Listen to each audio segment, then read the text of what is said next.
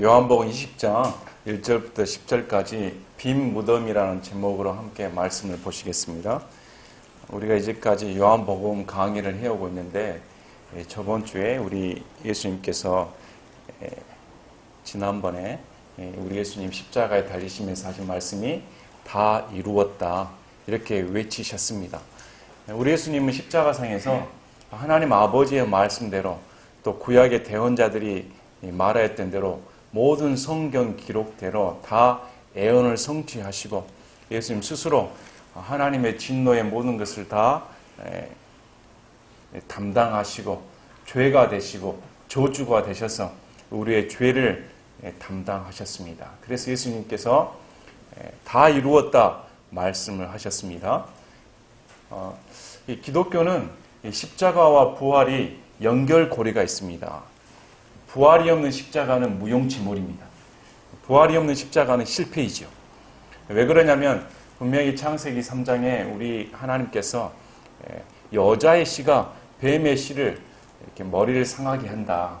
그러려면 우리 예수님께서 십자가에 돌아가신 걸로 끝나버리면 실패입니다.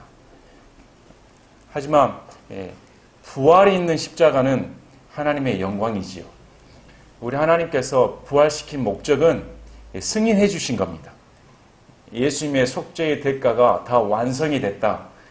예수님을 하나님 아들로 공표하신 것이죠. 그래서 부활 사건은 하나님 아버지의 승인입니다. 모든 속죄의 대가가 다 끝났다는 것을 만천하에 공개하신 것입니다. 부활이 없는 십자가는 기독교가 아닙니다. 기독교의 근본은 십자가와 함께한 부활인 것입니다. 부활이 있어야만이 저와 여러분이 구원받을 수가 있습니다. 십자가상에서 끝나버렸다면 저와 여러분의 속죄의 대가는 이루어질 수가 없습니다. 왜 그러냐면 로마서 말씀처럼 4장에 우리의 칭의를 위해 예수님께서 일으키심을 받았기 때문에 예수님이 부활하지 않으셨다면 저와 여러분은 하나님으로부터 의롭다함을 얻을 수가 없는 겁니다. 하나님께서 예수님의 모든 것을 다 만족하셨다. 예수님이 하나님의 아들로서 하나님으로서 모든 죄의 대가를 다 치르셨다는 것을 온 세상에 우주 만물에 공표하신 것이 바로 부활 사건인 겁니다. 다 만족되었다는 것이. 그래서 부활이야말로 기독교의 근본 교리입니다. 사도들도 부활하신 예수님이 중심이 되었습니다. 그래서 오늘 말씀을 통해 구약과 신약의 사도들이 어떤 믿음을 가지었는가. 우리는 문자 그대로 육체적인 부활을 믿어야 됩니다. 기독교는 많은 다른 종교하고 차이점이 있습니다. 다른 종교들은 글쎄요, 죽음 이후의 세계에 얼마만큼 관심을 두는지 모르겠습니다. 우리가 전에는 사춘기가 되면 인생이 뭘까 좀 고뇌하는 시간이 있었습니다. 그런데 요즘 사춘기를 보내는 애들은 과연 인생에 대해서 내가 어디서부터 왔을까? 죽음이 뭘까? 왜 내가 지금 어머니, 아버지 우연히 지금 만나고 내가 여기 지금 살고 있는가? 이런 좀 고민을 안 하는 것 같아요. 지훈 양님, 고민하신 적 있으십니까? 그저 미소로 대답을 해줍니다. 인생에 고민하는 시간을 두지 않을 정도로 바쁜 시대가 됐습니다. 마치 이 세상이 전부인 것처럼 죽음 이후의 세계에 대해서는 관심을 가질 여유조차 없습니다. 지금 먹고 살기 바쁜데. 하지만 성경은 지금 먹고 살기 바쁜 것에 중점을 두는 게 아니고 죽음 이후의 세계에 중점을 둡니다. 이 시대는 한시적인 시대이고 앞으로 영혼의 세계로 접어들기 때문에 영혼의 세계를 어떻게 살 것인가 거기에 관점을 두는 것이죠. 그래서 인생을 근본 이렇게 하나님께서 선고하신 것이 모든 사람은 죄를 범했기 때문에 단 한 사람의 예도 없이 다 육체적인 사망을 맞는다는 것입니다. 모든 인생에 죽음의 공포가 있습니다. 죽음의 공포가 두렵지요. 여러분들도 같이 이렇게 시간을 보내다가 어느 갑자기 죽었다는 소식이 들려올 때가 있습니다. 죽음이란 것은 순간 그 사람의 존재를 뺏어가 버린 것 같습니다. 다시 만날 수가 없지요. 그래서 이런 죽음을 극복하신 유일한 분이 바로 예수님입니다. 성경은 어떻게 말을 하냐면 우리가 예수님과 함께 십자가에 못 박이고 예수님과 함께 무덤에 장사진 바 되어서 예수님과 함께 일으킴을 받는다. 예수님과 연합을 가르칩니다. 그래서 이 예수님의 부활 사건이 너무 중요합니다. 만약에 예수님의 부활 사건이 중요하지 않았다면 다 이루었다. 이 복음으로 끝났어야죠. 십자가상에서 우리 예수님이 다 마치시고 달리셨습니다. 이제 끝났습니다 하고 복음의 기사가 끝났어야 됩니다. 그러나 다 사복음서 전부 다 예수님의 부활 사건을 다룹니다. 그 사도들도 조건이 부활하신 예수님을 보아야만이 목격자가 사도들의 조건이 되었습니다. 그래서 사도들의 증언 또한 부활하신 예수님을 증언을 목표로 합니다. 그래서 오늘은 말씀이 빈 무덤에 대해서 나옵니다. 무덤을 생각하면 아이들은 글쎄요, 시골에 계신 분들은 공동묘지가 있고 무덤들이 많이 있어서 왠지 의산한 분위기를 납니다. 죽음의 공포는 좀 이렇게 시체 썩은 냄새, 좀 어두운 곳, 이런 것을 의미를 합니다. 근데 본문 말씀을 보면 이 무덤 자체가 분명히 시체가 있어서 썩어 있고 이런 안치한 곳인데 성경에서는 그 무덤이 비어 있다는 것입니다. 이것은 사실적인 묘사입니다. 단순히 무덤이 비어 있다는 것이 표명하지 않고 예수님이 부활하셔서 모든 사람에 나타내 보이셨다.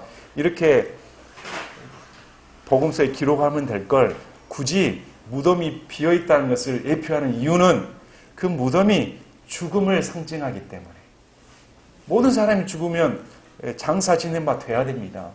그래서 빈 무덤은 기독교의 승리의 산물인 것입니다. 여기에 나오는 수의라든지 수건이라든지 이런 무덤가에 있었던 장사 지낸 데 쓰인 모든 도구들은 바로 예수님께서 부활하셔서 승리하신 전리품인 것입니다. 그래서 우리가 빈 무덤을 보고 수의를 보고 수건을 보았을 때 느끼는 감정은 예수님께서 부활하셨다. 승리하셨다. 그래서 우리 또한 예수님과 함께 죽음의 공포를 극복하고 죽음의 세력에서 벗어나 부활한다는 소망이 분명해야 됩니다. 그래서 그리스도인은 부활한다. 내가 다시 산다. 내 육체가 예수 그리스도와 함께 영광스러운 몸으로 변화되어 영원히 주님과 함께 산다.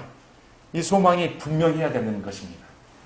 그래서 이제 그 첫 사건으로 요한복음 20장의 1절부터 10절까지 서막을 올립니다. 그래서 오늘의 주인공인 막달라 마리아와 베드로와 요한이 등장을 합니다. 요한복음과 다른 복음은 차이점들이 많이 있습니다. 자, 보십시오. 주의 첫날 일찍 아직 어두울 때에 막달라 마리아가 돌무덤에 와서 돌이 돌무덤에서 옮겨진 것을 보고, 시점이 주의 첫날이라고 말합니다. 주의 첫날은 일요일을 말합니다. 일요일이 주의 첫날입니다. 그래서 예수님이 장사 지낸 지 사흘째 지나서 3일이 지난 후에 이렇게 이런 사건이 벌어지게 된 것이죠. 초실절입니다. 초실절은 레위기 23장 11절에 안식일 다음 날입니다. 그래서 초실절은 항상 일요일입니다. 또 오순절도 항상 일요일이 되지요. 우리 예수님은 여호와의 절기로 불리우는, 물론 이 여호와의 절기는 예수님의 절기입니다. 그 말씀대로 6월절날 6월절 어린 양이 되셨고 초실절날 부활의 첫 열매로서 부활하시게 되는 겁니다. 아직 어두울 때에 막달라 마리아가 돌무덤에 와서 돌이 돌무덤에서 옮겨진 것을 보고, 다른 복음서에서는 막달라 마리아만 혼자 온 게 아니고 다른 여인들도 있습니다. 살로메, 야고보의 어머니 마리아, 이런 다른 여인들과 함께 무덤에 와 있습니다. 여기서 이제 사도 요한은 막달라 마리아를 지칭해서 말하는데, 한번 생각해 보십시오. 다른 11 제자들도 있었습니다. 남자들도 있었잖아요. 근데 지금 주의 첫날, 그것도 어두울 때입니다. 어두울 때 무덤가에 여인이 홀로 간다는 것은 대단한 용기이죠. 아마 어두울 때면 의산할 텐데 또 무덤에 무슨 일이 벌어질지도 모르고, 이 유대인들이 빌라도에게 가서 무덤을 지켜달라고 로마 병사들이 지키고 있었습니다. 로마 병사들도 지키고 있고 어둡고, 근데 여인이 혼자 이렇게 여인들끼리 가는 것은 결코 쉬운 일이 아닙니다. 이들에게는 예수님을 향한 사랑이 있었다는 것이죠. 예수님을 향한 이 사랑이 있었기 때문에 향유를 준비해서 갔습니다. 참, 그 여인들의 믿음이 뛰어나는 것 같습니다. 아마 여기 11여자 남자들은 보면 그냥 이제 끝장났다. 예수님께서 돌아가셨기 때문에 우리들의 소망은 끝났다. 이렇게 한탄하고 있었을 겁니다. 그런데 여인들은 적극적으로 나서잖아요, 지금. 그래서 봤더니 또 그 다른 복음서에 보면 큰 지진이 일어났다. 이렇게 나옵니다. 큰 지진이 일어나고 돌이 옮겨졌거든요. 이런 상황에서 여인들이 간 겁니다. 돌이 돌 무덤에서 옮겨진 것을 보고 목격한 것이 돌 무덤에서 돌이 옮겨졌다는 것을 보았습니다. 이에 달려가서 시몬 베드로와 예수님께서 사랑하신 다른 제자에게 나아가 그들에게 이르되 그들이 주를 돌 무덤에서 옮겨다가 어디 두었는지 우리가 알지 못하노라. 지금 이제 막달라 마리아가 우리가 이렇게 말을 한 거 보면 혼자가 아니죠. 다른 복음서와 일치되게 다른 여인들과 함께 가서 보았더니 돌이 돌무덤에서 옮겨졌다. 이건 필시 다른 사람들이 예수님의 시체를 빼돌렸다. 이렇게 생각을 한 겁니다. 우리 예수님께서는 마태복음에 보면 3차례나 거듭 말씀을 하십니다. 내가 예루살렘에 가서 수제사장들과 서기관들과 바리새인들에게 고난을 받고 십자가에 못 박혀 죽은 후에 셋째 날에 반드시 살아난다. 이렇게 자주 언급을 하셨음에도 불구하고 이들의 뇌리에는 예수님이 부활하셨다는 것이 믿어지지가 않은 겁니다. 우리는 현실을 바라봅니다. 예수님께서 어떠한 말씀을 주셨어도 예수님의 말씀을 실제적으로 신앙으로 받아들이기는 어렵습니다. 우선 현실이 무덤이고 내 눈앞에서 예수님께서 십자가에 처절하게 피 흘려 죽으셨기 때문에 그분이 부활하셔서 영광스러운 몸 가운데 있다는 것이 믿어지지가 않는 것이죠. 이 여인들도 예수님께서 부활하신 걸 믿는 게 아니고 분명히 돌이 돌무덤에 옮겨졌으니까 다른 사람이 빼돌렸을 것이다. 이래서 누구한테 보고를 하냐면 그래도 예수님의 대변인이라고 생각하는 베드로, 또 예수님이 사랑하는 제자 요한, 이 두 사람에게 이 사실을 알린다면 공권력이 있지 않겠습니까? 이렇게 알리러 간 겁니다. 또 하나의 의미는 하나님의 말씀은 참 신비롭습니다.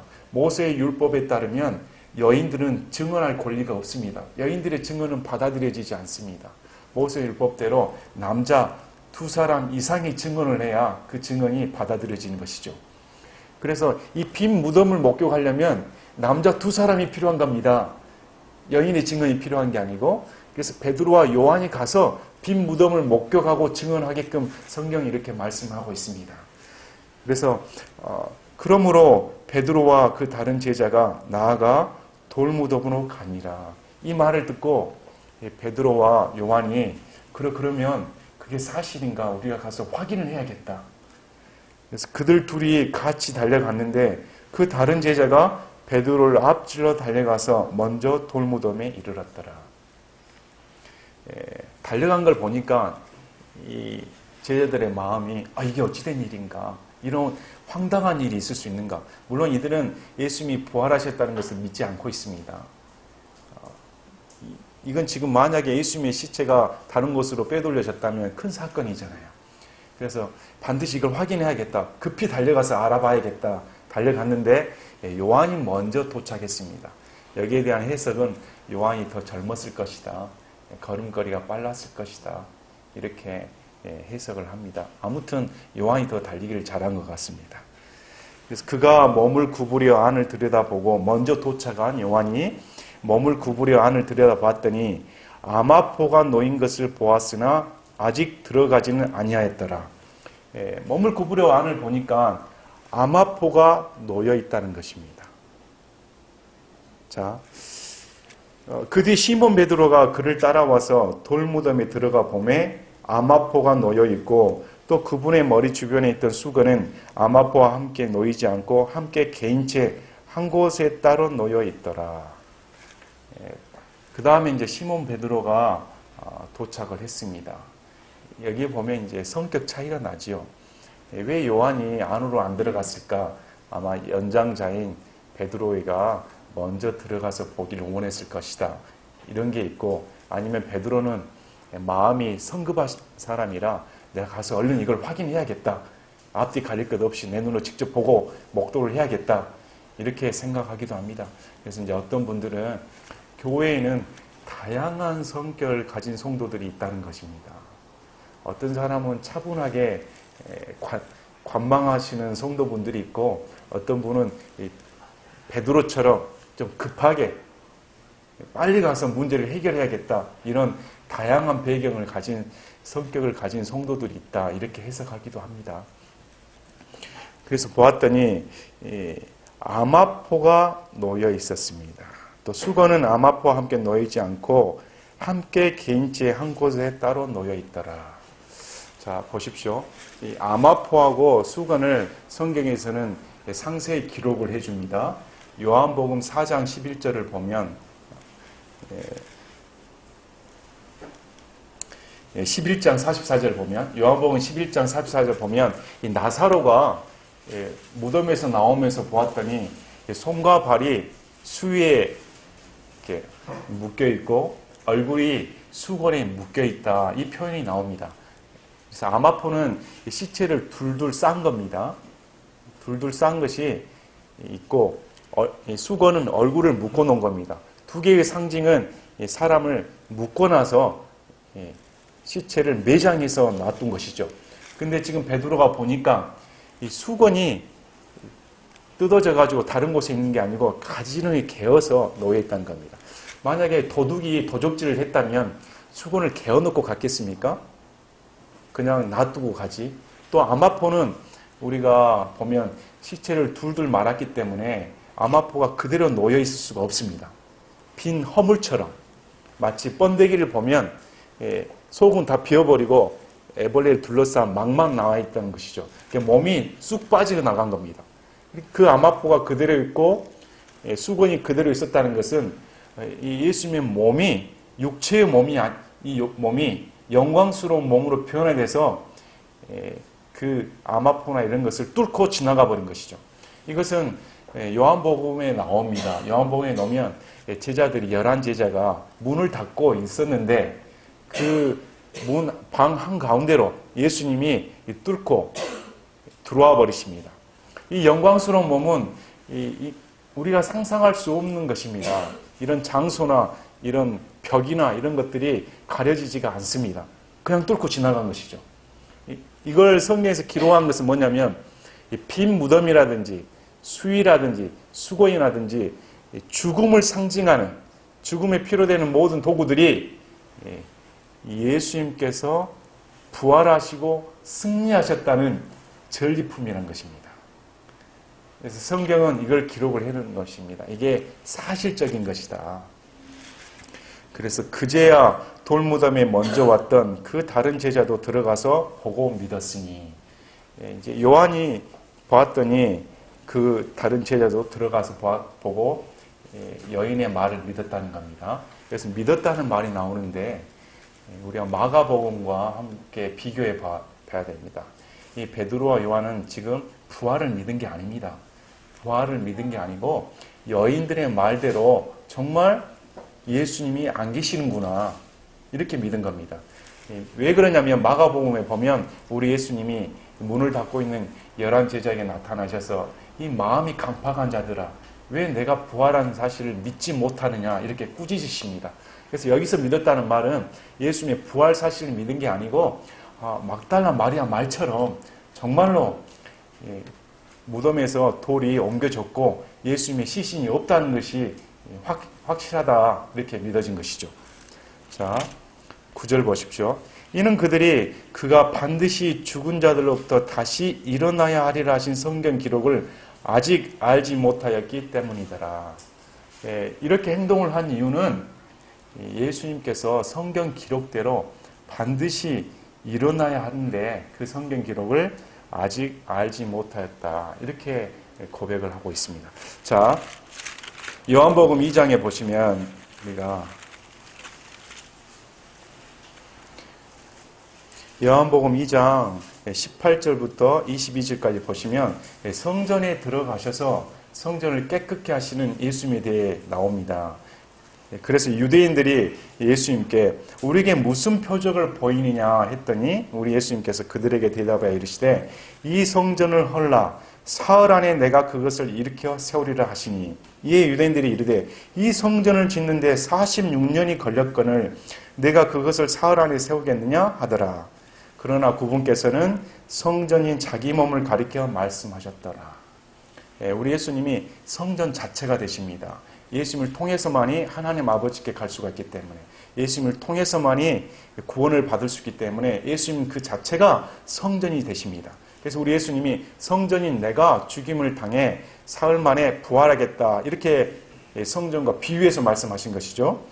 그러므로 그분께서 죽은 자들로부터 일어나신 뒤에 그분의 제자들이 그분께서 자기들에게 이것을 말씀하셨음을 기억하고 성경 기록과 예수님께서 하신 말씀을 믿었더라.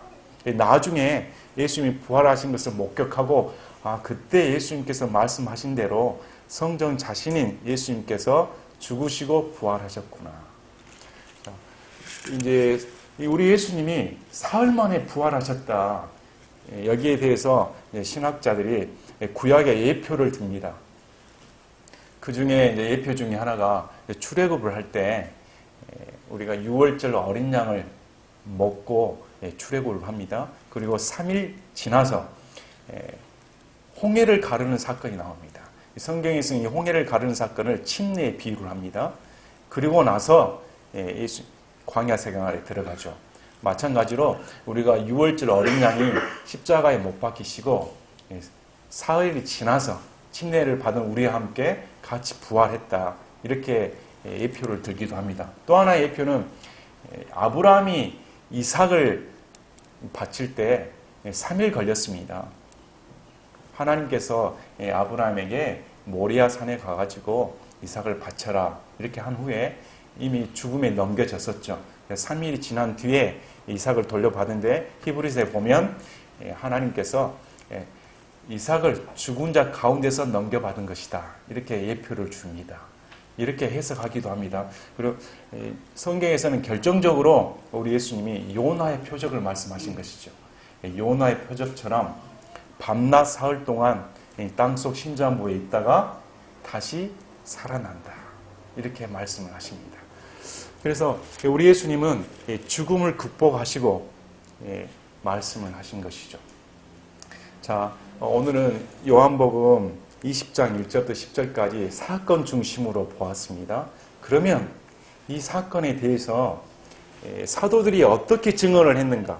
이 부활의 사건이 저와 여러분에게 왜 근본 신앙이 되어야 되는가? 말씀을 통해 함께 찾아보는 시간을 갖도록 하겠습니다. 자, 사도행전 2장을 보십시오. 사도행전 2장 30절부터 32절 보십시오. 사도 베드로가 오순절 때 설교를 하게 됩니다. 그래서 사도 베드로의 설교 내용 중심이 무엇인가? 보시면 30절에 그런즉 그는 대언자이므로 하나님께서 이미 자기에게 서약으로 맹세하사 육체에 따라 자기 허리의 열매에서 그리스도를 일으켜서 자기 왕자에 앉히실 것을 알았고 또 이것을 미리 보았으므로 그리스도의 부활에 대하여 말하기를 그의 혼이 지옥에 남겨지지 아니하였고 그의 육체도 썩음을 보지 아니하였느니라 하였느니라. 이 예수님을 하나님께서 일으키셨으며 우리는 다 그 일의 증인이로다. 시편 16편 10절에 나온 말씀입니다. 이 다윗은 대언자인데 이 그리스도의 부활을 미리 보았다는 겁니다. 앞으로 구속자가 일어나실 것인데 그 그리스도가 반드시 지옥의 권세로부터 일으킴을 받아 부활하신다. 이렇게 증언을 합니다. 마찬가지로 사도행전 3장 14, 15절에서 똑같게 베드로가 설교를 합니다. 너희가 거룩하신 분, 곧 의로우신 분을 부인하고 살인자를 너희에게 달라고 구하여 생명의 통치자를 죽였도다. 그러나 그분을 하나님께서 죽은 자들부터 일으키셨으며 우리는 그 일의 증인이니라. 이 베드로의 설교 내용 주제가 항상 예수 그리스도의 부활입니다. 그래서 그리스도인은 예수 그리스도의 육체적인 부활을 믿는 자가 그리스도인입니다. 육체적인 부활을 부인하는 자는 그리스도인이 아닌 것입니다. 실제적으로 예수님은 육체의 몸을 입고 다윗의 씨로 이 땅에 오셔서 영광스러운 몸으로 변화된 것이죠. 우리가 로마서를 보면 로마서의 1장을 보실까요?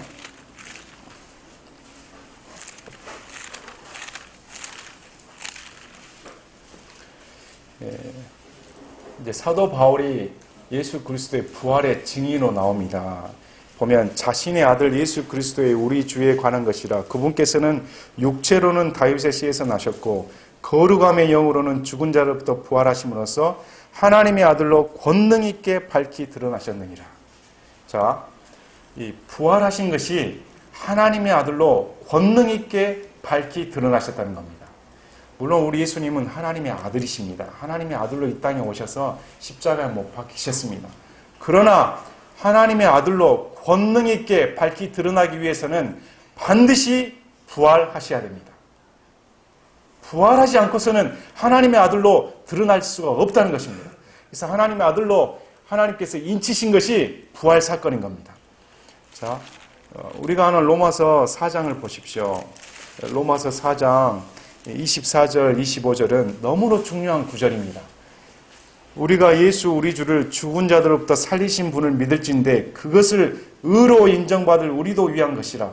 그분께서는 우리의 범죄로 인하여 넘겨지셨으며 우리의 칭의를 위하여 다시 일으키셨느니라. 자, 예수님은 우리의 범죄 때문에 이사야서 말씀처럼 우리의 죄악을 예수님께 담당시키셨습니다. 그래서 십자가에 달리셨습니다. 그것으로 끝이라면 저와 여러분은 하나님 앞에 의로 인정받을 수가 없습니다.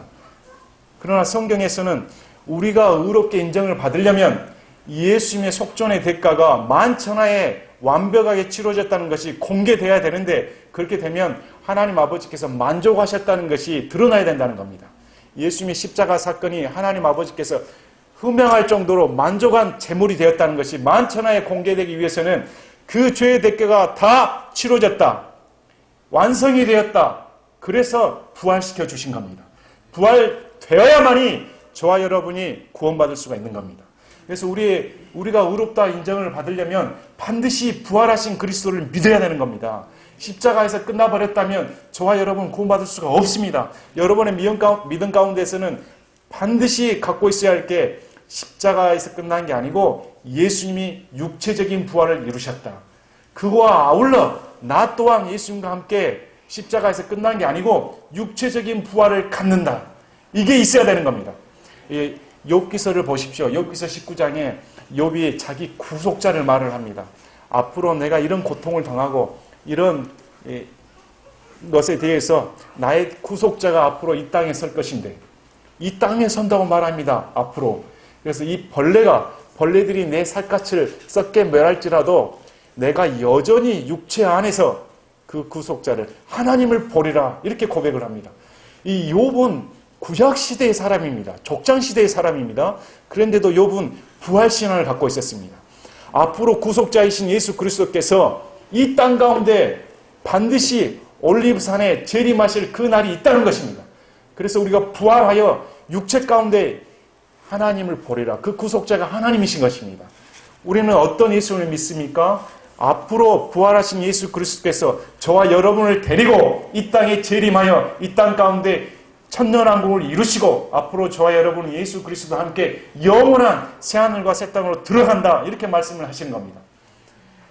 자, 보십시오. 여러분이 의롭게 되려면 반드시 부활하신 예수님을 믿어야 됩니다. 죽음은 더 이상 우리를 건들 수가 없습니다. 예수님이 부활하셨기 때문에. 그래서 예수 그리스도와 연합한 자는 더 이상 죽음의 세력 가운데 있지 않는 것입니다. 여러분이 의롭다고 믿습니까? 그러면 로마서 10장에 어떻게 말합니까? 우리를 죽은 자 가운데서 살리신 그분을 마음으로 믿어 입으로 시인한 자가 구원을 얻는다. 이렇게 말하는 겁니다. 십자가에 달린 예수님만 갖고는 구원을 얻을 수가 없다는 겁니다. 십자가에 달리시고 그분이 일으키심을 받아 부활하셨기 때문에 그걸 믿는 사람이 의롭다 이렇게 말을 하는 겁니다. 그래서 반드시 저와 여러분은 부활하신 예수 그리스도를 사실적으로 믿어야 되는 겁니다. 성경에 오늘 왜 빈 무덤의 사건을 주었겠습니까? 이게 사실이라는 겁니다. 사실적으로 내 눈이 목도한 바, 내 귀가 듣는 바, 베드로를 통해서, 요한을 통해서 그 무덤이 비어 있었다는 것이다. 그래서 우리는, 기독교인은 이 십자가에 당 예수를 믿는 게 아닙니다. 무덤 가운데 안치된 옷을 찾고 있는 사람들이 아닙니다. 이미 끝장나버린, 지금 예수 그리스도께서는 부활하셔서 대제사장으로서 자신의 피를 가지고 하늘에 있는 성소에 올라가 대제사장으로서 지금까지 앞으로도 저와 여러분을 위해 중보 기도를 하고 계신다. 로마서 8장 말씀처럼. 이것이 이루려면 예수님께서 부활하시고 저와 여러분의 중보자가 되셔서 자신이 대제사장으로 하늘 성소에 직접 들어가 자신의 피로 저와 여러분을 사신 것입니다. 그래서 이런 분명한 믿음을 갖고 계셔야 됩니다. 여러분, 사도행전을 보십시오. 사도 바울이 누차 말을 합니다. 공회에 갇혔을 때, 공회에서 변론을 어떻게 말을 합니까? 내가 이 공회에서 다른 유대인들로부터 핍박받는 이유가 하나님으로부터 가진 소망 때문에, 자신의 소망을 밝히 말하는 게 죽은 자들의 부활에 대한 소망 때문에 내가 이 고난을 받는다. 나는 그걸 선포했다는 겁니다. 벨릭스 총독 앞에서도, 사도행전 24장에서도 여전히 말합니다. 내가 한 가지 소망을 전파하고 다니는데 죽은 자들의 다시 살아남과 곧 의로운 자들의 부활과 악한 자들의 부활이 있다는 것을 말한다고 합니다. 그래서 이 소망 때문에 선한 양심을 따라 지금 이 순간도 하나님 앞에 바르게 살려고 한다. 이렇게 고백을 합니다. 저와 여러분에게 이런 부활의 소망이 분명해야 됩니다. 분명해야만이 하나님 앞에 선한 양심을 갖고 살 수가 있는 겁니다. 그래서 이렇게 부활시켜서 저와 여러분에게 믿음을 주신 이유가 뭐냐면 로마서 말씀처럼 이제는 우리가 이 현실 가운데 세상 가운데 사는 방식을 따라 사는 게 아니고 부활하신 예수 그리스도와 함께 지금 동행하며 살기 위해서. 그분이 죽어버렸으면 동행할 필요가 없지요. 실패로 끝나버렸는데. 그래서 자, 고린도전서 15장 보십시오. 고린도전서 15장 12절 보십시오.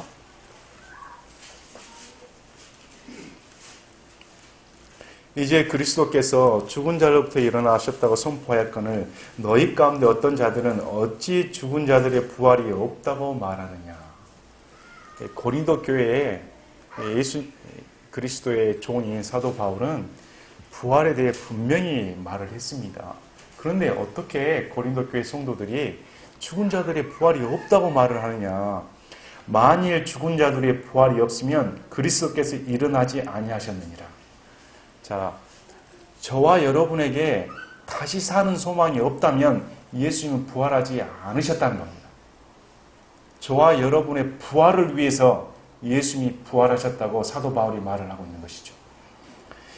또 그리스도께서 일어나지 아니하였으면 우리의 선포하는 것이 헛것이요 너희의 믿음도 헛것이며, 예수 그리스도의 부활을 믿지 않는다면 우리의 믿음은 헛것이라고 말합니다.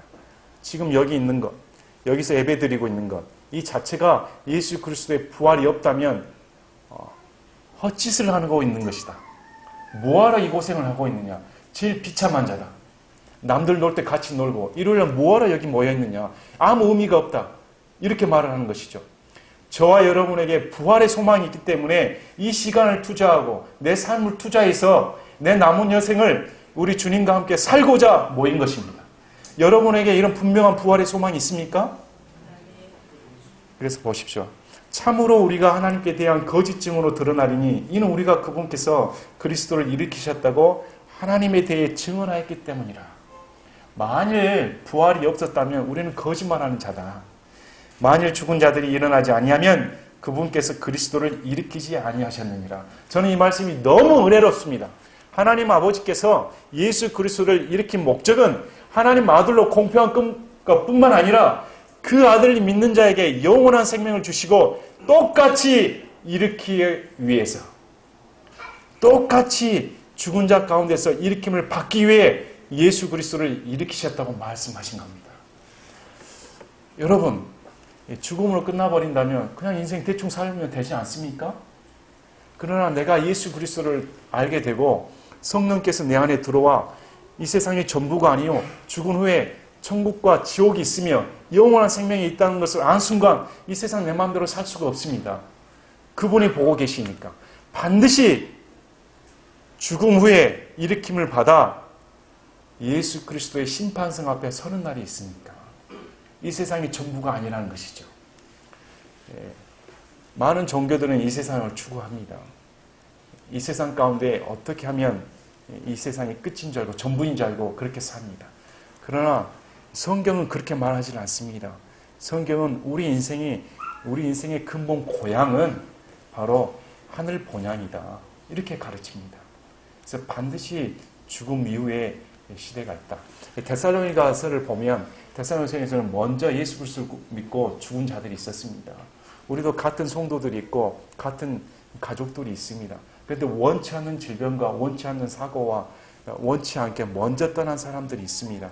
데살로니가 교회에서도 이런 것을 보고 깊이 상심하여서 슬퍼하였습니다. 그래서 바울이 편지를 어떻게 썼습니까? 왜 슬퍼하느냐? 불신자들처럼 마치 영원히 못 만날 것처럼 반드시 죽음 후에 부활이기 때문에 만나게 된다는 것입니다. 그래서 우리에게는 소망이 먼저 예수 그리스도께서 공중 재림을 하시면 그리스도 안에서 죽은 자들이 먼저 일어나 공중으로 들림을 받고 살아서 만일 이 땅에 지금 예수님이 오신다면 우리가 죽음을 보지 않고 이 몸 그대로 들림을 받아 빌립보서 말씀처럼 그리스도의 영광스러운 몸으로 똑같이 변화를 받는다는 것입니다. 이것이 저와 여러분의 소망이 된다고 성경은 말하고 있는 겁니다. 자, 보십시오.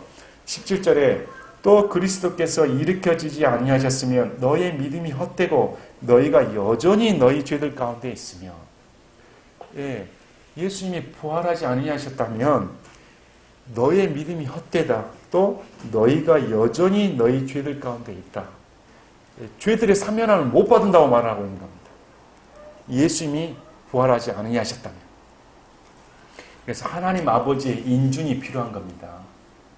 하나님 아버지께서 우리를 의롭다 하시려면 반드시 예수님을 일으키셨어야 합니다. 마귀는 죽음이면 끝난 걸로 알았습니다. 십자가에서 죽음이면 그걸로 실패로 알았습니다. 그러나 하나님께서 예수 그리스도의 모든 대속의 대가를 인정하시고 일으키시고 말미암아 죽음의 모든 세력을 끝장내 버렸습니다. 부활은 사탄에게 사망 선고나 다름없습니다. 부활은 우리에게 사망아 너희 쏘는 것이 어디 있느냐 이렇게 담대하게 말할 수 있는 권리를 부여하는 겁니다. 그래서 성경에 대한 믿음은 나에게 관점을 두는 게 아니고 나에 대해서 믿음을 보는 게 아니고 믿음과 상관없이 예수 그리스도는 부활하신 겁니다. 그것과 마찬가지로 우리의 처지를 보고 나의 썩을 몸이 과연 부활할까? 나의 육체를 보면 아직도 여전히 죄들 가운데 있는데 내가 무슨 의로운 자인가? 나를 자학하는 게 있는 게 아니고 예수 그리스도의 언약의 말씀에 달려있는 겁니다. 예수 그리스도의 언약의 말씀대로 그분은 죽은 자들 가운데서 반드시 살아나셨으며 그분의 말씀대로 우리를 죄들 가운데서 구원하셨기 때문에 우리의 죄임에도 불구하고 하나님께서 우리를 의롭다 인정하시고 반드시 부활시켜 주신다. 반드시 여러분의 처지와 형편에 상관없이 우리의 불신에도 불구하고 우리가 구원받은 자라면 반드시 부활시켜 주신다는 겁니다. 그래서 만일 우리가 이 세상 삶을 사는 동안에만 그리스도 안에서 소망을 갖는다면 모든 사람들 중에 우리가 가장 비참한 자이다. 그래서 우리에게 진정한 소망은 부활 소망입니다. 이 소망 없이 그냥 이 세상에서 잘 살겠다, 예수 그리스도 안에서 편하게 살겠다 이런 것을 산다면 그게 소망이 아니라고 말을 하고 있습니다. 만약에 그렇게 살고 있다면 사도 바울은 어떻게 말하냐면 정말로 비참한 자다. 교회에 이러지 않습니까? 교회 이 세상이 전부인 것처럼 이 세상에 잘 먹고 잘 살자 이렇게 가르치지 않습니까? 만약에 그렇게 살고 있다면 정말 비참한 자다 이렇게 말을 하고 있는 겁니다. 왜 그러냐면 우리가 지금 이 당한 고난과 이 세상의 삶과 영원한 가치의 삶은 좋게 비교할 수가 없기 때문에 그 나라 가서 부활해서 그분과 함께할 소망과 이 땅에서 한 소망하고는 전혀 비교할 수 없기 때문에 이 땅에 썩어질까지 소망을 두는 자는 너무도 비참한 자다. 이렇게 바울이 말한 겁니다. 그래서 우리 눈이 열려서 우리 마음이 열려서 정말로 부활의 소망과 부활의 영광을 안다면 얼마나 저와 여러분이 영광스러운 삶을 살고 있을까요? 지금 내가 아무리 이 세상 가운데 어렵게 살고 내 삶이 풀리지 않고 좀 잘 나갔으면 좋겠는데, 이것이 좀 해결됐으면 좋겠는데, 이것만 되면 내가 편안하고 이 세상 가운데서 좀 예수님도 잘 믿고 그런 환경에서 살 수 있을 텐데, 이렇게 마음 먹을 수가 있었을 텐데, 바울처럼 고난을 받으며 바울처럼 모진 비방을 당하며 산 사람이 어디가 있겠습니까? 그런데 바울이 어떻게 말하냐면, 나는 이 소망이 있기 때문에 가장 영광스러운 삶을 살고 있다, 이렇게 말을 하고 있습니다. 그 소망이 있기 때문에. 여러분에게 이런 부활의 소망이 있으십니까? 여러분에게 정말 세상 사람 부러워할 필요가 없습니다. 예수님 안 믿고 이런 악한 자의 부활로 태어나서 그분 앞에 영원한 심판을 받는다면 무슨 의미가 있겠습니까? 그리고 우리에게는 반드시 먼저 간 성도들과 만날 날이 있습니다. 그날에 반드시 먼저 간 가족들을 보게 됩니다. 부활의 소망이 있기 때문에. 그래서 부활은 하나님의 어마어마한 은총의 선물이요, 창세기부터 저에게 주신 언약의 말씀입니다. 그래서 여러분, 무덤가에 가면서 무서워하지 마십시오.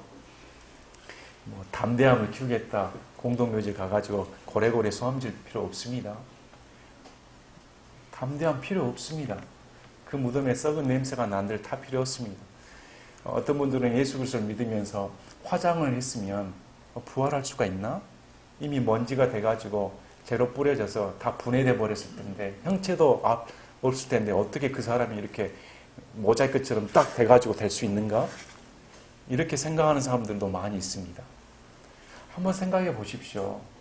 4,000년이 지난 이후로 많은 사람들이 형체를 알아볼 수가 없습니다. 다 조각조각 돼서 이 세상에 먼지로도 남아있지 않겠지요. 그런데 우리 예수님은 어떻게 말씀하시냐면, 마지막 날에 반드시 부활한다. 이 세상에 바닷속에서나 지옥 속에서도 죽은 자들이 다 하나님 앞에, 심판성 앞에 부활하게 된다는 겁니다. 그래서 성경에서는 부활에는 심판과 소망이 함께 있습니다. 심판과 소망이 함께 있기 때문에 우리가 부활 생각을 했을 때, 그렇다, 내가 예수님 안에서 이 부활을 가진 게 얼마나 놀라운 축복인가. 예수 그리스도와 함께 일으키심을 받아 하나님 앞에 의롭다 인정함을 받았습니다. 저와 여러분을 의롭다 인정하여 주신 분이 하나님 아버지십니다. 예수님의 공로 때문에. 그래서 일으킴을 분명히 받습니다. 저는 소망이 제 삶 가운데 살아있는 동안 예수님 오셨으면 좋겠습니다. 우리가 데살로니가전서를 보면 사도 바울은 자신의 시대에 예수님이 오실 거로 생각을 했습니다. 그래서 편지를 쓸 때 그리스도 예수 안에서 먼저 죽은 자들이 일으키심을 받고 살아서 믿는 우리가, 이렇게 말을 하고 있는 거죠. 우리가 지금 살아서 믿기 때문에 예수님이 오시면 죽음을 보지 않고 옮김을 받는다. 2000년 전에도 사도 바울이 자신의 시대에 예수님이 오실 것을 믿었습니다. 그러면 우리는 어떻습니까? 우리도 사도 바울과 같은 똑같은 믿음을 가져야 됩니다. 내가 사는 동안 예수님이 오셔서 나를 죽음을 보지 않고 들려서 올려 가시면 얼마나 큰 축복일까. 성경은 이것을 말씀을 하고 있습니다. 그래서 우리의 분명한 소망을 저와 여러분이 가지시길 바랍니다. 참 예수님을 믿어서 죽음이 두렵지 않게 됐다는 사실이 얼마나 큰 축복입니까? 물론 우리가 정말 죽음을 알고 병상에 있어서 맞게 된다면 죽음을 두려워하지 않는 사람은 아마 한 명도 없을 겁니다. 평생 처음 경험해 본 거잖아요. 누가 경험해 봤겠습니까? 아무도 경험하지 못한 것을 경험하는 건데 두렵지 않을 사람이 어디가 있겠습니까? 죽음이라는 것은 우리의 삶 존재 자체를 다 없애버린 걸로 생각하기 쉽습니다. 그래서 부활하신 예수님입니다. 이제 부활의 목격자들이 나옵니다. 저와 여러분은 부활하신 예수님의 증언자들입니다. 십자가에 돌아가셔서 무덤 속에 안치된 예수님을 증언한 자들이 아니고 지금 살아계셔서 아브라함과 이삭과 야곱의 살아있는 자의 하나님이신 하나님 앞에 살아있다고 말씀합니다. 이미 3500년 전에 죽은 모세와 4000년 전에 죽은 아브라함과 다 하나님 앞에 살아있다는 겁니다. 그래서 우리가 이런 분명한 신앙을 갖길 원합니다. 제가 기도하고 마치겠습니다.